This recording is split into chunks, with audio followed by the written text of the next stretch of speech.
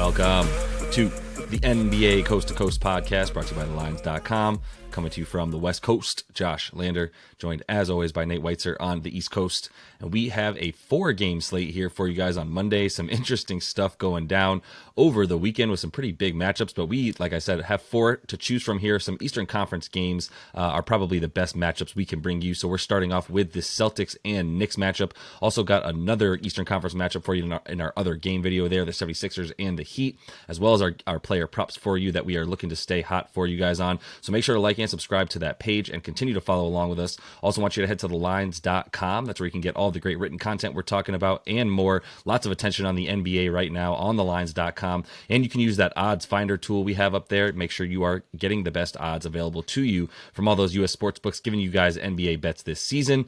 Nate, let's go ahead and jump into this little 4-game slate and then talk about our game here, my Knicks and your Celtics. Yeah, and then the other game we'll talk about is Heat +6 at Sixers. Then the Pistons are +6 at the Hornets. Hornets suddenly winning basketball games.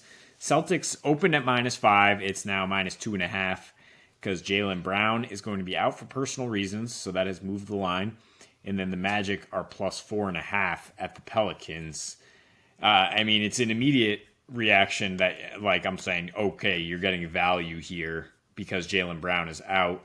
He's a great player, and he is definitely helpful for what the Celtics do in certain moments, but he's extremely erratic. He is tough to play off of, I think, for other guys. You'll often see him throw passes that were not really expected, or because he doesn't pass much, and I think he takes away from the rhythm of other guys to an extent. In any case, it's much more important for the Celtics that they have Marcus Smart back, that they have Rob Williams and Al Horford looking healthy and refreshed after the break. Both those guys key in the close win over the Sixers. Did you know at this point that they've won 10 straight and 14 of their last 16 when Marcus Smart is playing? Regardless of who else is there, Jaylen Brown has missed quite a bit of time in that span, and they just keep on trucking. And look, the last time they played the Knicks, it was a high-scoring game. The last 2 times have been high-scoring. I think we both looked at this total, we're trying to figure out why 223. Why are we staying that low? When the Knicks have been lighting it up lately, for sure. Won 5 straight on their own here, 123 points per game, and really playing kind of like Celtics ball, right? They're top 10 in terms of points off threes, in terms of 3-point attempts. Pace is up for them for sure, 97.2. And the fact that what they're limiting threes and assists makes you think I don't know if the Celtics will be able to do their thing playing the sprawl ball. The teams that the Knicks have played here, it's Philly twice, can't hit a 3, Atlanta can't hit a 3, fired their coach. And there are some bad defensive lapses in here, giving up 64 paint points to Utah, giving up 27 assists to 9 turnovers to Philly. But I'm still just not ready to trust these Knicks that they can produce against winning teams. They're still below 500 against teams with records above 500. Boston, obviously, great record in all circumstances, 21-10 against winning teams, and a great record in the division. While the Knicks are 5-8 in this tough division and 4-6 as home dogs. 3rd game in 4 nights for the Knicks. I just think the depth and versatility that Boston has is a huge difference here. Even without Jaylen Brown, they have plenty of depth. And the Knicks, it's just been 2 guys and then R.J. Barrett getting where you fit in. It's just they have a very high percentage of unassisted 2-point field goals. That's just Jaylen and Julius Randle making their own offense. We talked earlier in the season about how Jaylen was unlocking things for Julius, and now it's just kind of like them being all-stars on their own, which is great when you're playing middling teams, but maybe the best team in the East. I don't know if it gets it done tonight. I think Boston gets revenge after that OT loss in the last matchup they had.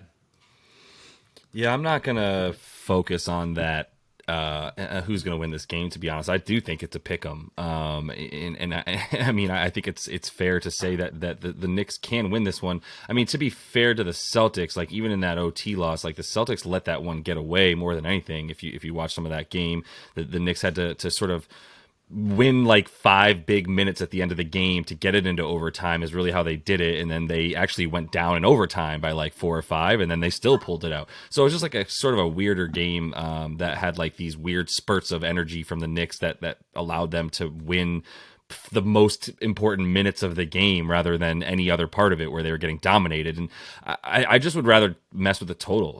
It's dropped 3 points. I want to know what I guess it makes you second guess your confidence for a minute when we both look at it, go 223. It actually dropped from 226. How are we so not on the same page as whomever it is, probably sharps that are betting this down so early?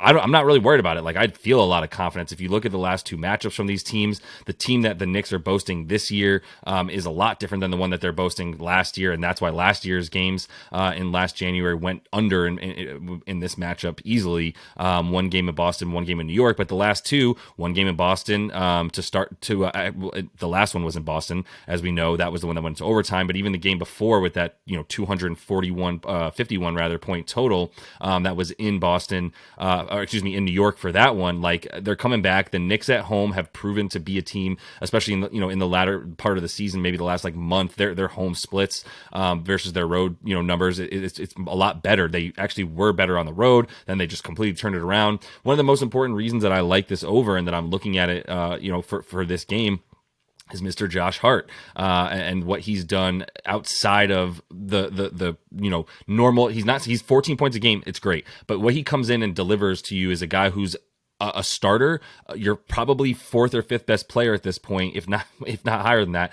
And he's not worried about scoring. We're still judging RJ Barrett based on scoring. Josh Hart's come in and sort of been the piece that they needed for sure, that was a little bit different, that wasn't worried about scoring but can still offer you all of those hustle points and stats as well. And I think that's a big reason for what you've seen in the last 5 from them. He's averaging more. He's shooting better. I mean, 60% from the field and 62% from 3, making like 2 of 3 threes a game. That's all they need from him. They just need that sort of stopgap. And on defense, he adds something to that their perimeter defense that they did not have, like a guy who can actually defend multiple positions on the wing, and you feel good about it versus just having Mitchell Robinson as your only defender there. So the only reason I bring that up is just because I think he adds to the overall flow of the whole team, and I do still think he contributes to these games going over. I mean, since he's been on the team, the Knicks have gone over in 4 of 6 at this point. So I feel pretty good about that for them, and I just think that the points are going to be coming. Jalen obviously a bit better on defense as well, and offense seems to flow even more so when he's not out there, as you said, because at this point, Jason Tatum is that guy for them. He is the number 1 offensive option, and he's proven to be able to be that at this point. No matter what, they're still going to be able to get theirs, as you mentioned, for the Celtics. So I really like over 223 in this more than anything, and I plan on hitting that as soon as we're done with this.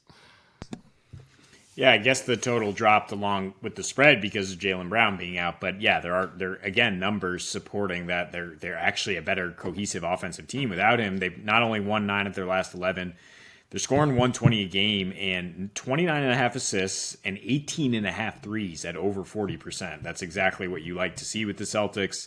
I mean, it's like, did they hit 15 or 16 threes? Did they shoot over 36%? Then they probably won the game. And so yep.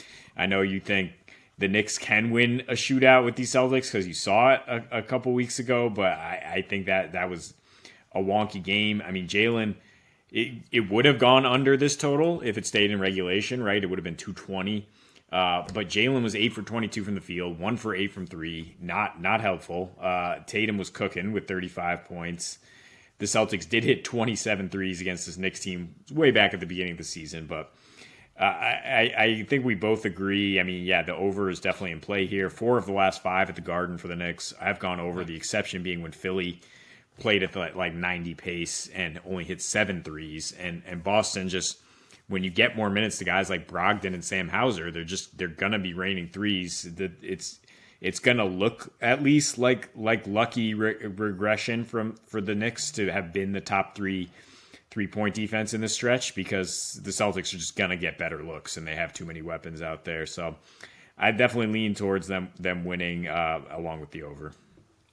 No, I'm good with it. I'm not concerned with opponent 3-point percentage too much. I really want to know how many threes are opposing teams making on you, and really how well are you guarding it? How are you committed to guarding it? And I mean, still 11.5 threes made per game. I understand it's been like a really nice opponent 3-point percentage of 32% that's been coming against the Knicks in their last 6 games or so. But yeah, those 3-pointers made are still above 11, and the 3-point percentage is such a high variance shot that I'm not really concerned. I'm not looking at that going, oh, the Knicks are playing shutdown D because opponents aren't hitting their threes against them. The conversation around the Knicks for the past 2 seasons has been the worst opponent field goal percentage on uncontested threes because the 3-point gods are smiling on them essentially. And I think that continues to be the case. And it's not like they're going to be, better at stopping the Celtics team from scoring these threes, especially the way Marcus Smart comes in there and just adds to that passing effect on the wing. So like you mentioned, but that is all the time we have for you in this one. Nate feels pretty confident his team's beating my team. I also would feel better about that bet, but really both of us like that over as well there at 223. So